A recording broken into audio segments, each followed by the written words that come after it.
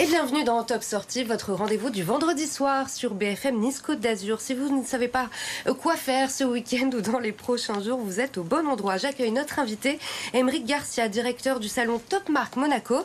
Ça se passe dans les jours à venir. On va tout raconter au Grimaldi Forum. Bonsoir et bienvenue. Bonsoir, tout à fait, merci de me recevoir.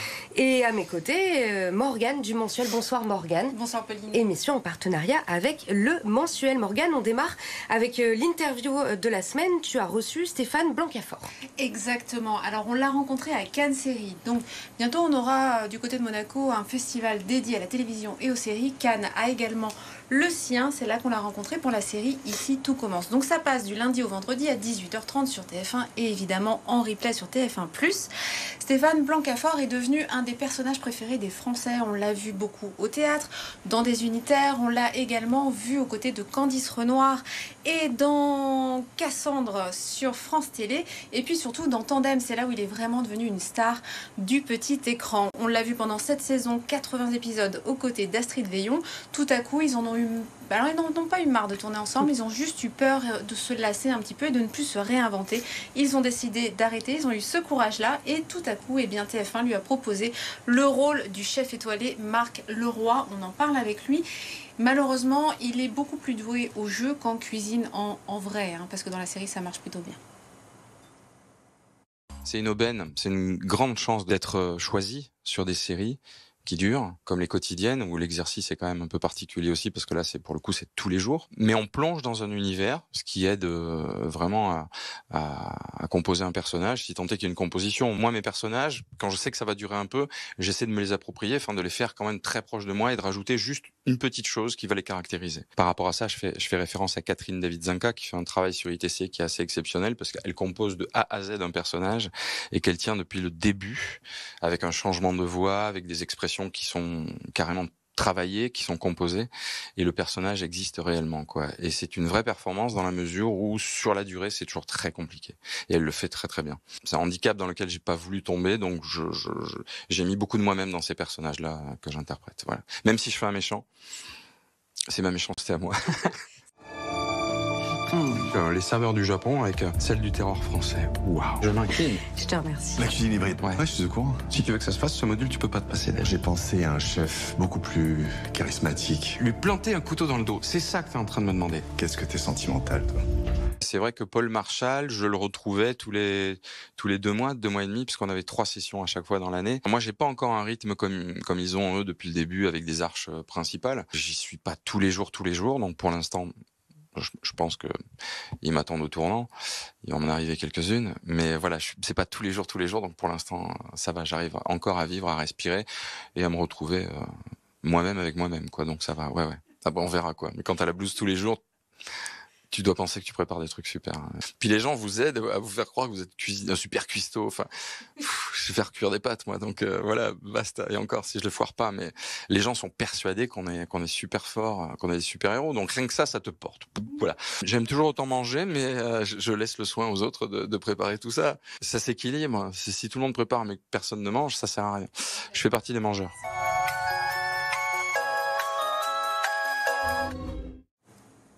Et avec nous en plateau, notre invité Aymeric Garcia, directeur du salon Top Marque de Monaco. Ça commence le 5 juin, ça dure jusqu'au 9 juin et ça se passe au Grimaldi Forum.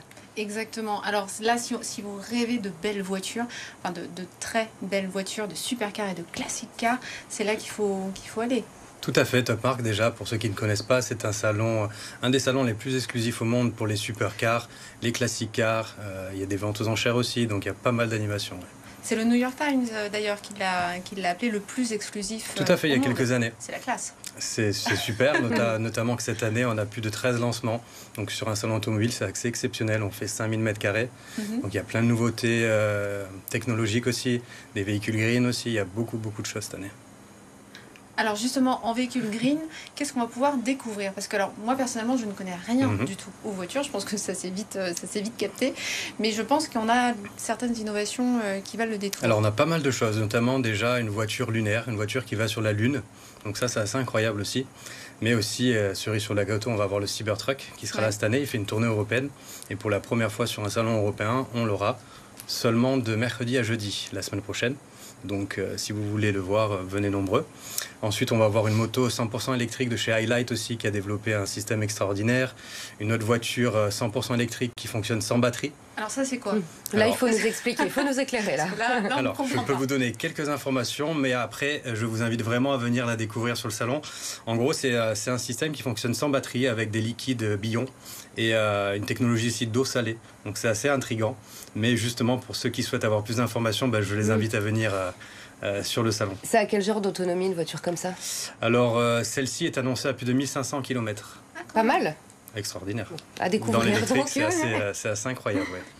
Alors on a aussi les classic cars, donc là on est vraiment sur la très très belle voiture, celle de collection qu'on peut venir exactement, en admirer. fait l'idée c'est aussi de vraiment que ce soit le paradis automobile, et là on aura environ à peu près 70 véhicules, vraiment sélectionnés, chaque véhicule est sélectionné avec des stands dédiés aux Ferrari, aux Mercedes. On aura aussi notamment 2 flèches d'argent, je ne sais pas si ça vous dit quelque chose, mais au niveau historique c'est assez extraordinaire en fait. Les flèches d'argent, c'est des véhicules qui ont été créés par Mercedes à la demande d'un chancelier allemand qui ont concurrencé les Bugatti de l'époque.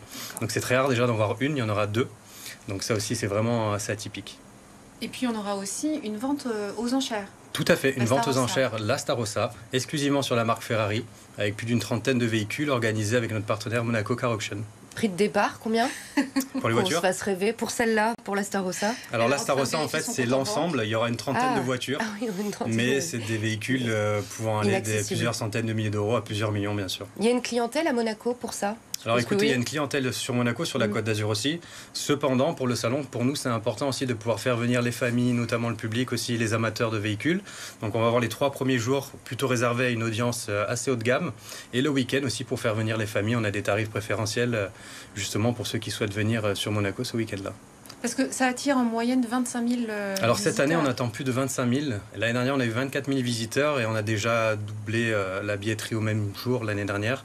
Donc ça s'annonce très très bien avec toutes les nouveautés, donc on est super contents. Donc 13 lancements. 13 lancements. Donc ça veut dire que là, les marques vous font confiance et ont envie de venir dévoiler leur nouveau véhicule Tout à fait, tout en à fait. exclusivité chez Donc vous. Top Marque aussi une plateforme de lancement pour toutes ces sociétés.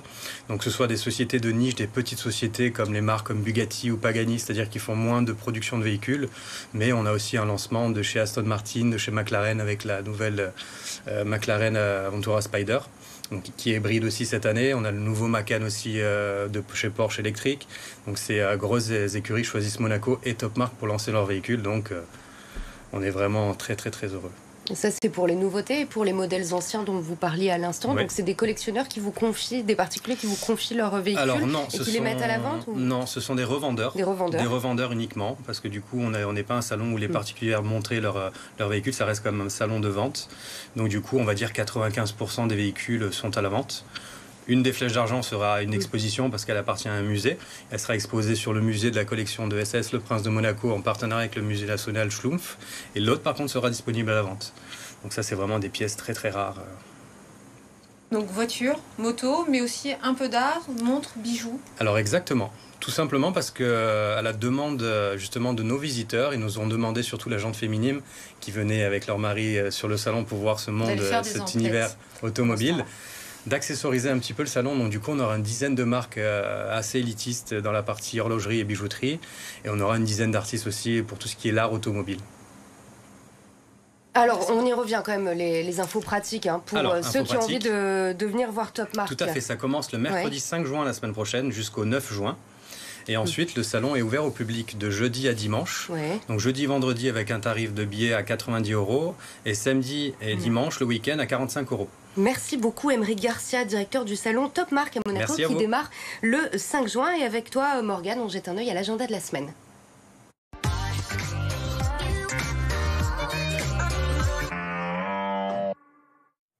Je vous invite à aller au théâtre pour voir ce qui reste d'Âme d'amour avec Caroline Devim et Thomas Ledouarec. C'est jusqu'à dimanche.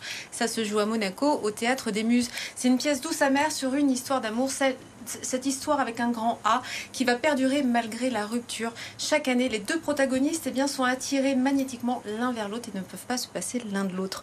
On poursuit avec Oublie-moi. Alors là, c'est encore une autre ambiance. 4 juin à Monaco, Théâtre Princesse Grasse, le 7 juin à Antibes, au Théâtre Antea.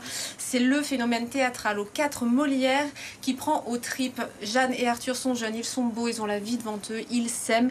Malheureusement, ils vont découvrir qu'Arthur est atteint d'un Alzheimer précoce à un âge où normalement on est censé construire son existence. Spectacle avec Laurent Gérard qui se met à table à la Palestre au Canet le 8 juin. C'est un épicurien, il est drôle, il est imitateur bien sûr. Et surtout, je ne sais pas si tu es au courant, il a repris le restaurant Léon de Lyon. Je pense que ça l'a inspiré. Du coup, tout son spectacle est sur l'univers de la cuisine. Merci beaucoup Morgane et merci beaucoup à notre invitée. Et lundi dans Planète Locale, on reçoit Céline Brossard, la directrice du centre de découverte Mer et Montagne. Bon week-end à vous.